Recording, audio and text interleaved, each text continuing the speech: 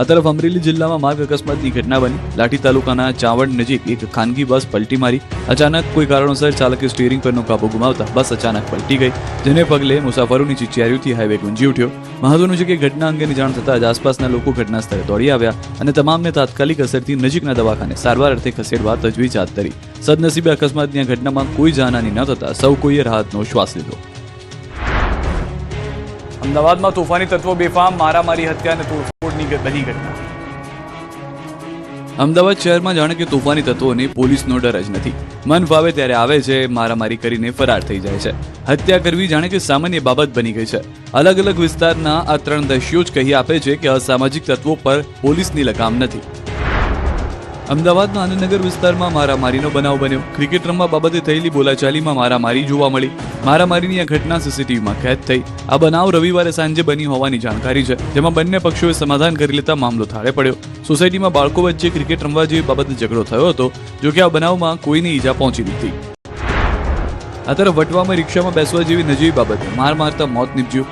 અમદાવાદના વટવા શાક માર્કેટ પાસે આ ઘટના બની, જેમાં લોખંડની પાઇપ લઈને મારતા યુવકનું મોત થયું. કૃષ્ણા ખરે અને અરુણ ચુનારા નામના વ્યક્તિઓ પર હત્યાનો આરોપ મુકાયો. આ બનાવમાં સુલેમાન શેખ નામના યુવકની હત્યા થઈ. હાલમાં વટવા પોલીસે ગુનો નોંધી ધરપકડ કરી તપાસ શરૂ કરી છે. આ તરફ અમદાવાદના ભુલાભાઈ 4 રસ્તા પાસે એએમટીએસ બસમાં તોડફોડની ઘટના બની. રિક્ષા ચાલકે બસ આગળ રિક્ષા ઉભી રાખી બોલાચાલી કરી, જે બાદ 3 શખ્સોએ એએમટીએસ ડ્રાઈવરને માર મારી બસના કાચ તોડ્યા હોવાનો આક્ષેપ છે. કાગડાપીઠ પોલીસે ફરિયાદ નોંધી તપાસ શરૂ કરી છે. વાપીમાં ધોળા દિવસે તસ્કરો ત્રાટક્યા. ગ્રાહકના સ્વાંગમાં આવેલી મહિલાઓએ કર્યો હાથફેરો.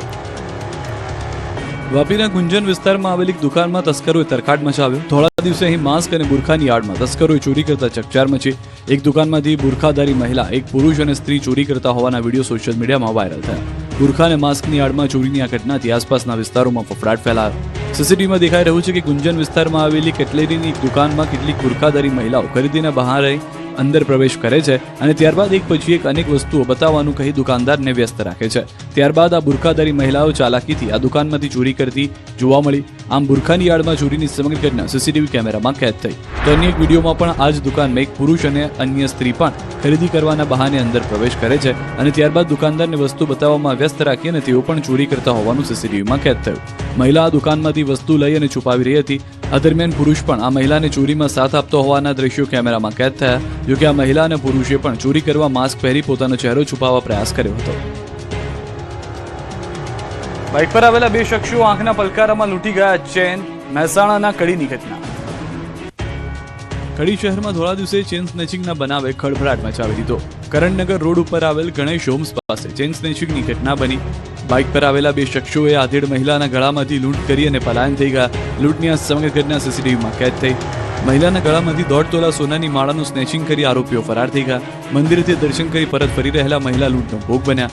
ધોળા દિવસે બનેલી સ્નેચિંગની ઘટનાથી સ્થાનિકોમાં ભયનો માહોલ ફેલાયો. ઘટનાની જાણ થતાં જ કડી પોલીસ તાત્કાલિક ઘટના સ્થળે દોડી આવીને આગળની કાર્યવાહી શરૂ કરી.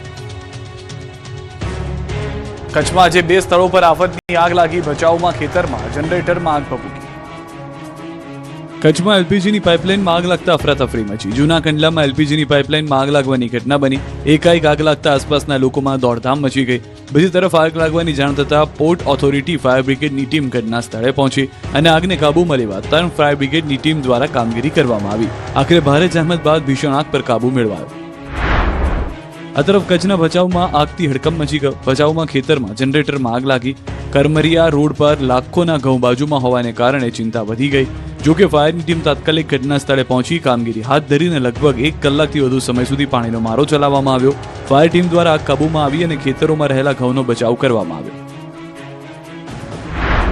અડધી રાત્રે આફતની આગ લાગતા વાપીના ડુંગરી ફળિયામાં અફરાતફરી મચી. ભંગારના ગોડાઉનમાં લાગી હતી આગ. વાપીના ડુંગરી ફળિયામાં ફરી એક વખત આગની ઘટના બની.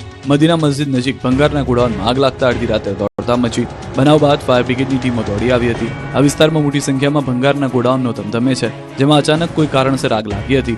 આ ગોડાઉનમાં મોટી માત્રામાં પ્લાસ્ટિક અને કેમિકલ સહિત જ્વલનશીલ પદાર્થનો ભંગાર સંગ્રહ કરેલો હોવાથી થોડી જ વારમાં આગે મોટું સ્વરૂપ ધારણ કર્યું અને આગ બેકાબુ બની આજુબાજુના અન્ય ભંગારના ગોડાઉનોને પણ ચપેટમાં લીધા.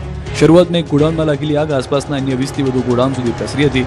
ભીષણ આગને કારણે સ્થાનિક લોકોના જીવ અદ્ધર થઈ ગયા હતા. જોકે ફાયર બ્રિગેડની ટીમ આગ પર કાબુ મેળવવાના પ્રયાસમાં જોવા મળી. આ ઘટનામાં કોઈ જાનહાની થઈ નથી.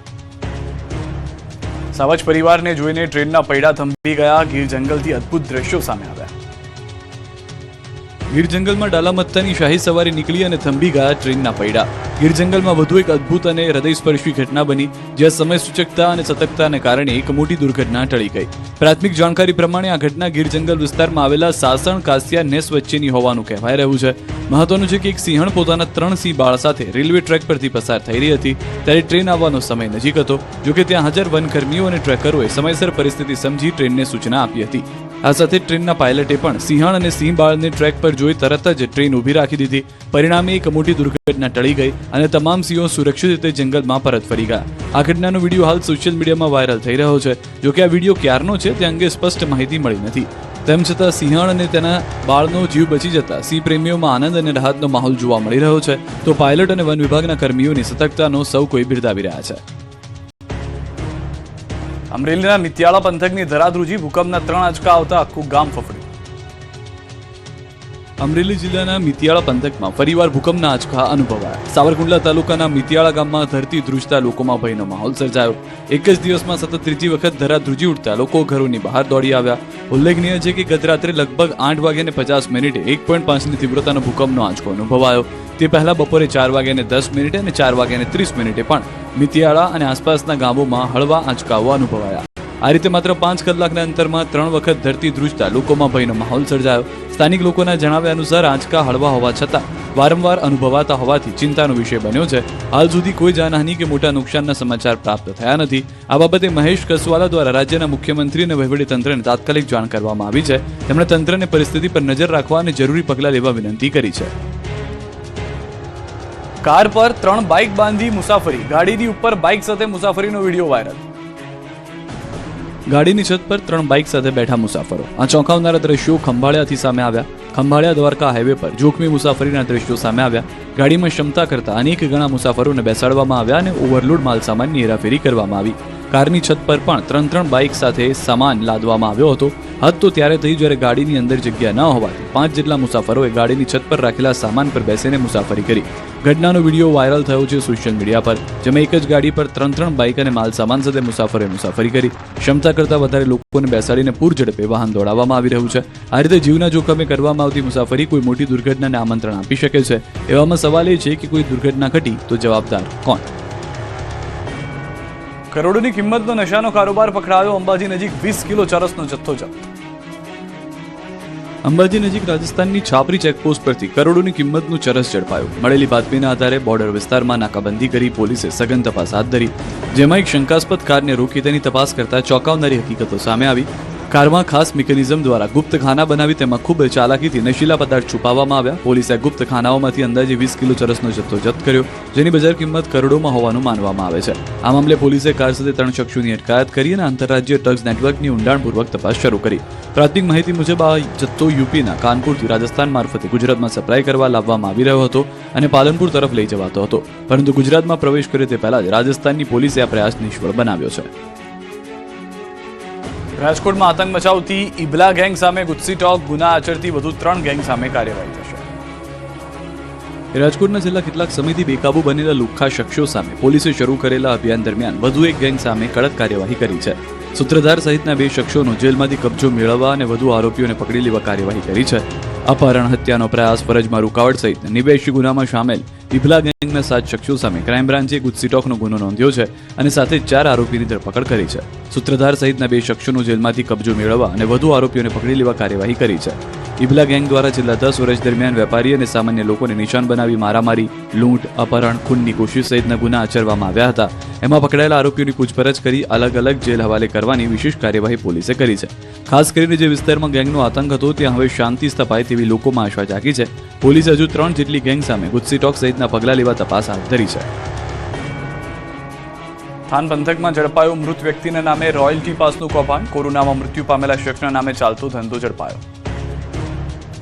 મૃત વ્યક્તિના નામે રોયલ્ટી પાસ ઇસ્યુ કરાયાનું ચોંકાવનારું કૌભાંડ થાન પંથકમાં ઝડપાયું. થાનના કુગલિયાણામાં મૃત વ્યક્તિના નામે રોયલ્ટી પાસ ઇસ્યુ કર્યાની ઘટનાએ ખળભળાટ મચાવ્યો. ચોટીલાના નાયબ કલેક્ટરની ટીમ દ્વારા કેશવ કોલ ઇન્ડસ્ટ્રીઝમાં ચેકિંગ કરવામાં આવતા સમગ્ર કૌભાંડ બહાર આવતા ચકચાર મચી ગઈ. મહત્વનું છે કે કોરોનામાં મૃત્યુ પામેલા લીઝ ધારક હસુભાઈ સચદેવ નામના વ્યક્તિના નામે રોયલ્ટી પાસ ઇસ્યુ કરવામાં આવ્યા હતા.